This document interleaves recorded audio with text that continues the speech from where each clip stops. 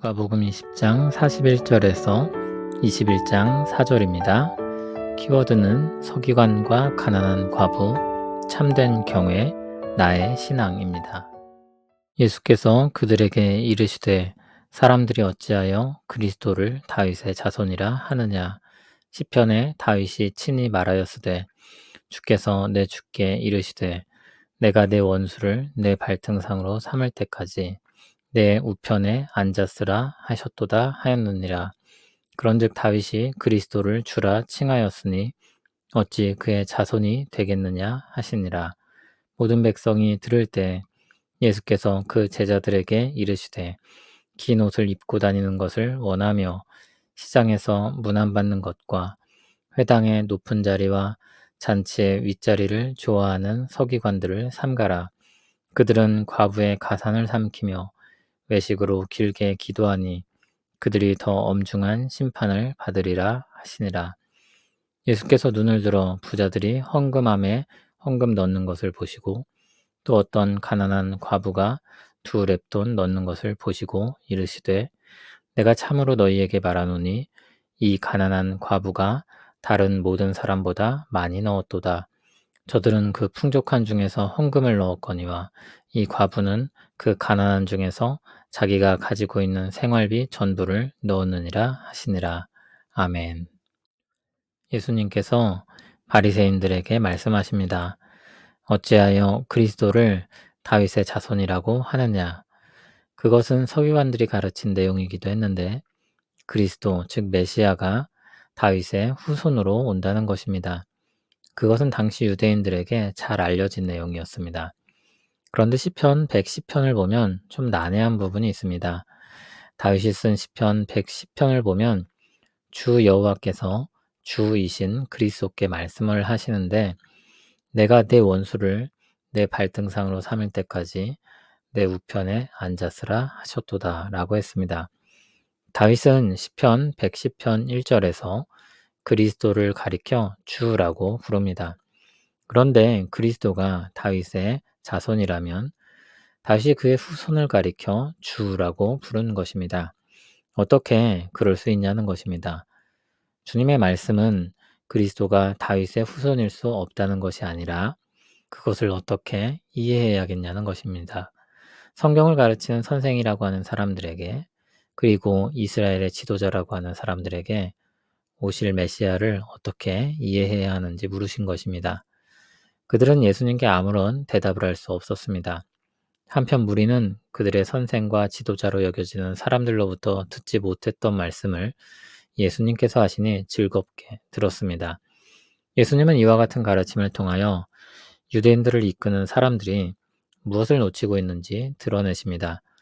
그리고 예수님을 믿는 사람들에게는 그리스도께서 누구신지 깨닫도록 주신 말씀이기도 했습니다.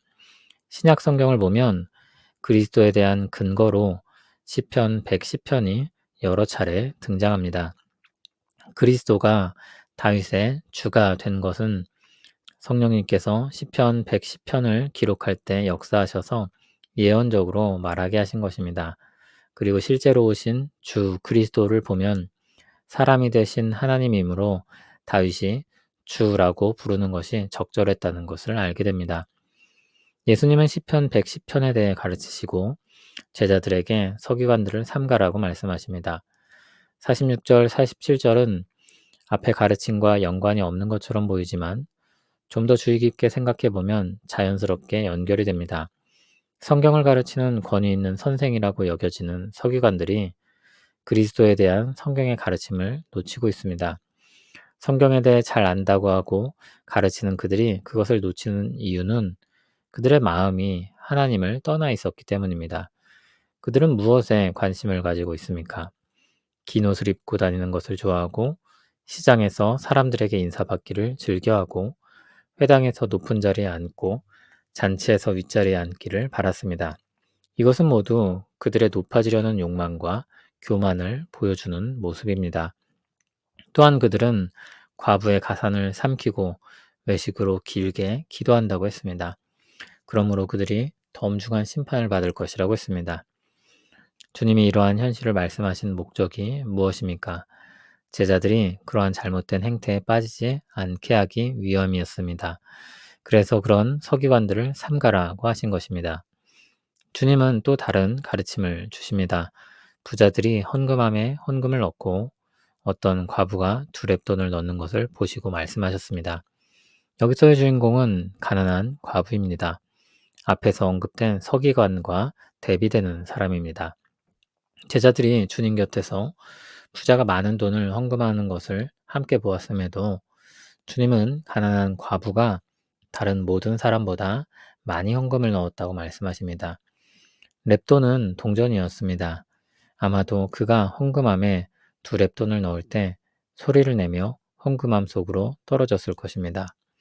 그런데도 예수님은 그가 더 많이 넣었다고 하십니다.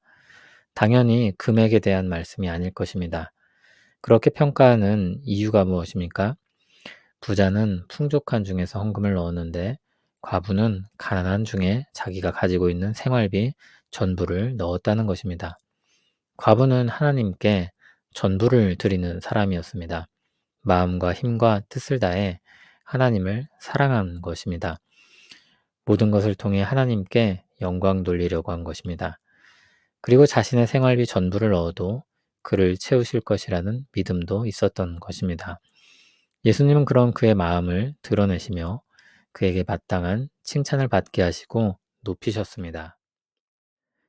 오늘 단락은 여러 주제를 이야기하고 있는 것처럼 보이는데 사람들이 참으로 누구를 주로 삼고 있는지를 보여준다는 주제로 묶을 수 있습니다.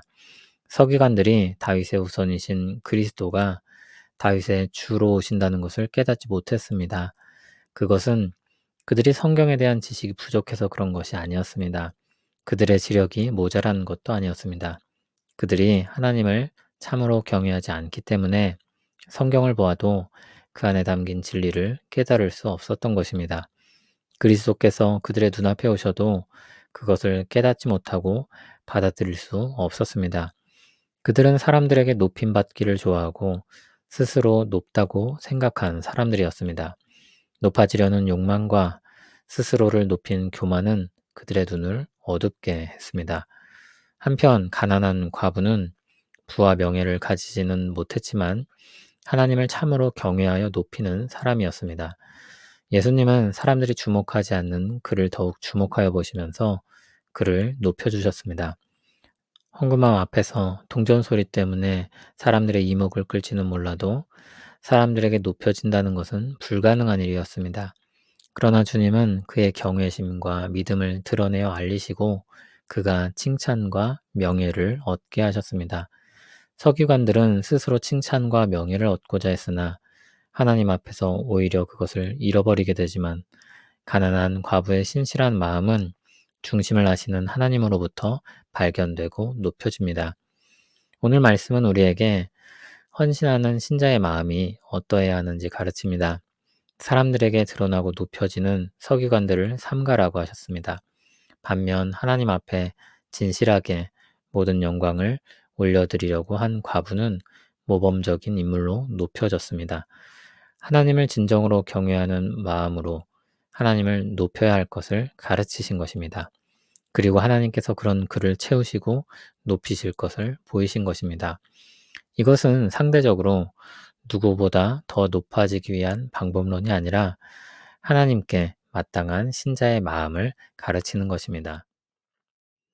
우리는 이 말씀을 대하면서 무엇보다 하나님을 향한 경외심을 가지고 살아야 할 것을 생각하고 기도해야 할 것입니다. 죄악된 자기 욕망을 감추고 하나님을 경외하는 것처럼 살아가기 쉽습니다.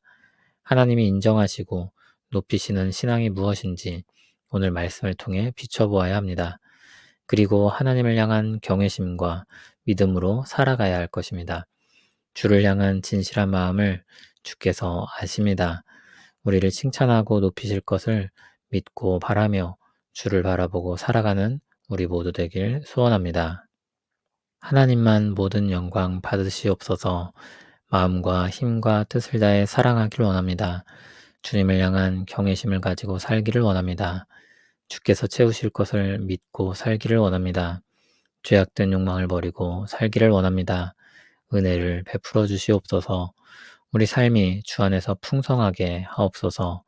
주께서 우리를 높이실 것을 고대하며 주 안에서 즐거이 살게 하옵소서. 예수님 이름으로 기도합니다. 아멘.